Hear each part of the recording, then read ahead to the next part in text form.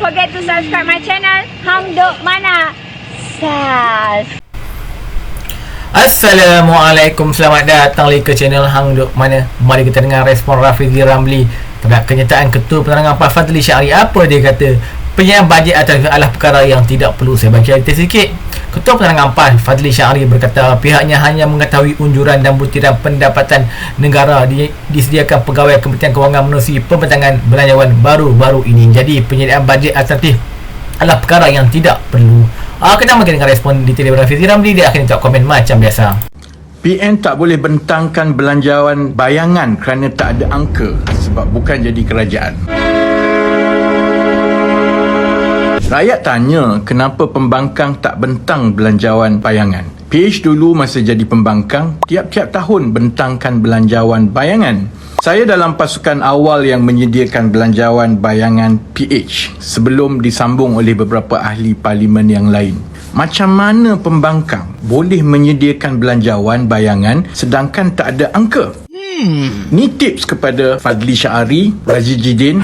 Ni semua ni akan jadi menteri kalau PN cukup jumlah ni. Dan Shyahinomics, satu-satunya ahli parlimen yang nama media sosialnya adalah ekonomi. Angka-angka ini diperolehi dari pelaporan rasmi yang dibentangkan di parlimen setiap tahun. Ada 4 laporan yang dibentangkan oleh kerajaan yang menjadi asas kepada angka-angka kepada belanjawan bayangan. 1.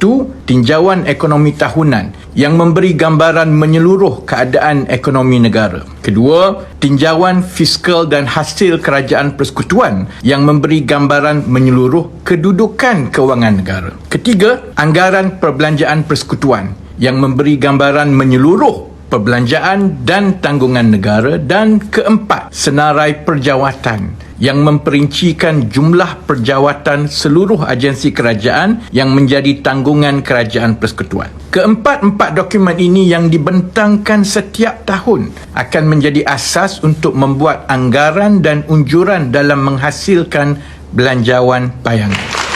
Kita boleh menggunakan dokumen bagi belanjawan 2024 yang dibentangkan tahun lepas untuk membuat unjuran bagi tahun 2025. Contohnya begini. Jika pertumbuhan ekonomi bagi 2024 diramal 4 hingga 5% tahun lepas dan itu memberi hasil X bilion dalam cukai pendapatan, Y bilion dalam cukai tidak langsung dan sebagainya, jika pertumbuhan ekonomi bagi 2025 pula diramal antara 4.5 ke 5.5%, kita boleh unjurkan pertambahan hasil kerajaan dengan sewajarnya.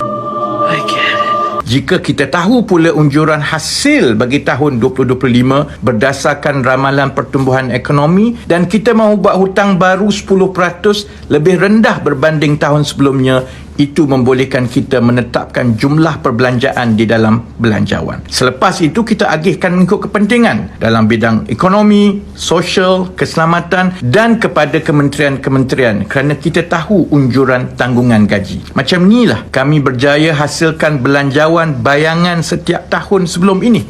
Saya harap tahun depan ahli-ahli parlimen yang kuat berteriak di parlimen ini berjaya menghasilkan satu belanjawan bayangan. Kita nak tahu macam mana mereka nak meningkatkan ekonomi dan hasil negara. Jangan bagi alasan tak ada angka. Ni sama macam cikgu dah bagi nota semua tapi masih tak tahu nak jawab soalan exam sebab nak tunggu cikgu bagi skema jawapan terlebih dahulu.